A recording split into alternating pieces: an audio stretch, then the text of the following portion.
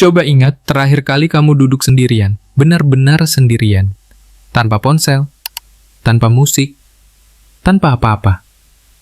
Hanya kamu dan pikiran kamu. Berapa lama kamu bertahan? 5 menit? 3 menit? Atau bahkan 1 menit pun terasa seperti keabadian.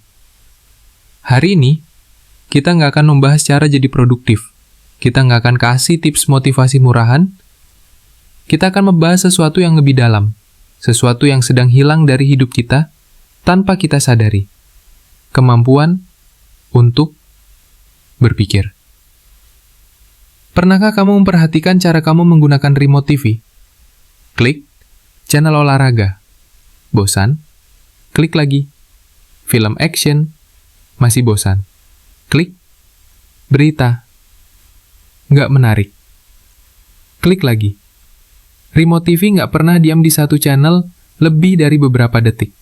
Selalu mencari sesuatu yang lebih menarik, lebih merangsang, lebih mudah dicerna. Sekarang coba lihat cara kamu menggunakan ponsel. Scroll, video kucing lucu. Scroll, tips masak cepat. Scroll, drama selebriti. Scroll, meme random. Tahu nggak, otak kita sudah jadi seperti remote TV itu. Nggak pernah diam. Selalu mencari stimulasi berikutnya. Selalu ingin yang baru, yang cepat, yang instan. Dan yang paling menakutkan, kita sudah lupa cara mematikan remote itu. Ada yang menarik dari cara media sosial bekerja. Mereka nggak pernah bilang produk mereka akan membuatmu pintar. Mereka bilang akan membuatmu terkoneksi. Mereka bilang akan memberimu konten yang relevan. Mereka bilang akan membuatmu up to date. Tapi mereka nggak pernah bilang akan membuatmu lebih bijak. Kenapa? Karena algoritma media sosial nggak dirancang untuk membuatmu pintar. Algoritma itu dirancang untuk membuatmu betah. Bayangkan kamu masuk ke kasino. Semua lampu berkedip. Suara mesin slot berbunyi. Warna-warni di mana-mana. Kasino dirancang agar kamu lupa waktu, lupa tujuan, lupa diri. Media sosial bekerja dengan prinsip yang sama. Scroll tanpa akhir, konten yang nggak pernah habis, notifikasi yang terus berdatangan. Bedanya, kasino cuma bisa kamu kunjungi sesekali. Media sosial ada di sakumu. 24 jam sehari, 7 hari seminggu.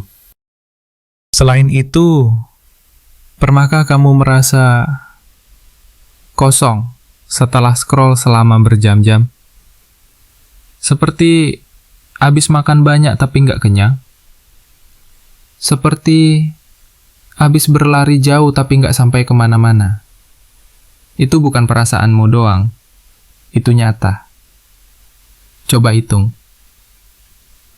Berapa jam kamu habiskan untuk scroll hari ini? 1 jam? 2 jam? 3 jam? Sekarang coba ingat. Dari semua konten yang kamu lihat hari ini, mana yang benar-benar membuatmu berpikir? Mana yang membuatmu bertanya pada diri sendiri? Mana yang membuatmu merenung tentang hidup, tentang tujuan, tentang makna? Kebanyakan dari kita akan bilang, nggak ada. Dan itu menakutkan. Bukan karena kontennya jelek, tapi karena kita sudah kehilangan kemampuan untuk mencari makna. Kita jadi seperti ikan yang berenang di akuarium, bergerak terus, tapi nggak kemana-mana. Dulu, kebosanan itu normal. Kamu duduk di bus, bosan, terus kamu melamun. Kamu antri di bank, bosan, terus kamu mengamati orang-orang di sekitar.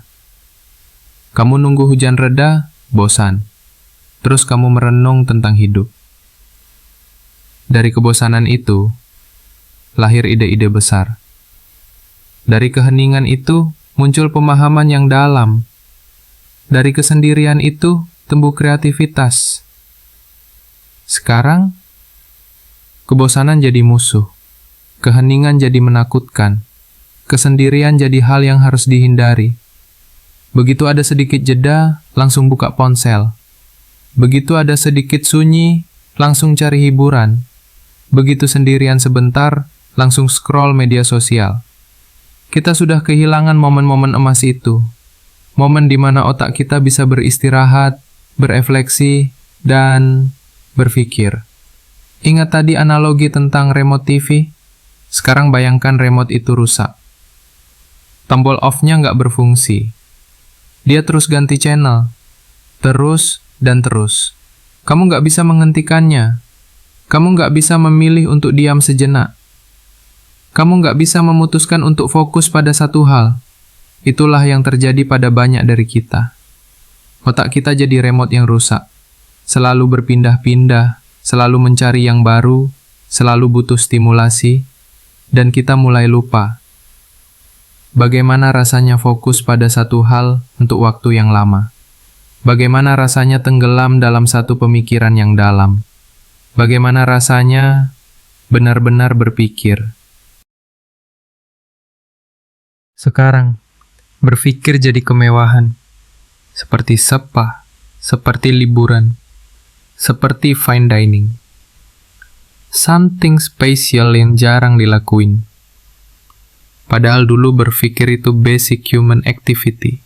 Seperti nafas, seperti makan, seperti tidur. Natural, spontan, gak perlu direncanakan. Sekarang, aku butuh me time untuk berpikir. Aku perlu retreat untuk refleksi. Aku harus disconnect dulu untuk fokus. Berpikir jadi sesuatu yang harus dijadwalkan. Direnung jadi sesuatu yang harus dipaksakan. Fokus jadi sesuatu yang harus diperjuangkan. Padahal itu hak dasar manusia. Kita sudah berhasil membunuh kebosanan. Selamat. Tapi bersamaan dengan itu, kita juga membunuh sesuatu yang lain. Kebosanan itu tempat di mana creativity lahir. Kebosanan itu momen di mana insight muncul. Kebosanan itu ruang di mana self-reflection terjadi.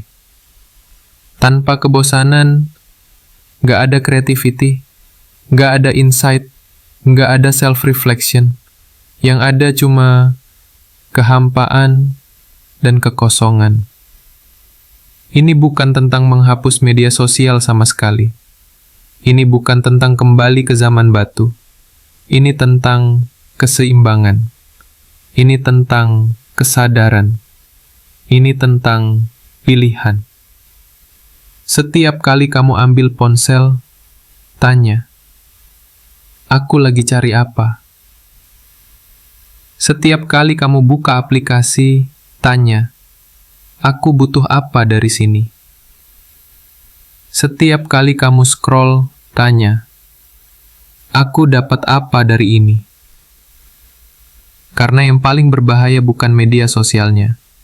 Yang paling berbahaya adalah ketidaksadaran. Melakukan sesuatu tanpa sadar, mengkonsumsi tanpa memilih, hidup tanpa intention. Bukan waktumu yang dicuri media sosial, tapi kemampuanmu untuk duduk dan berpikir. Bukan perhatianmu yang terbagi, tapi fokusmu yang terfragmentasi. Bukan hidupmu yang tersita, tapi jiwamu yang terkuras. Dan kalau kamu kehilangan kemampuan untuk fokus, kamu juga sedang kehilangan kendali atas hidupmu. Karena hidup yang terfokus adalah hidup yang terarah, dan hidup yang terarah adalah hidup yang bermakna.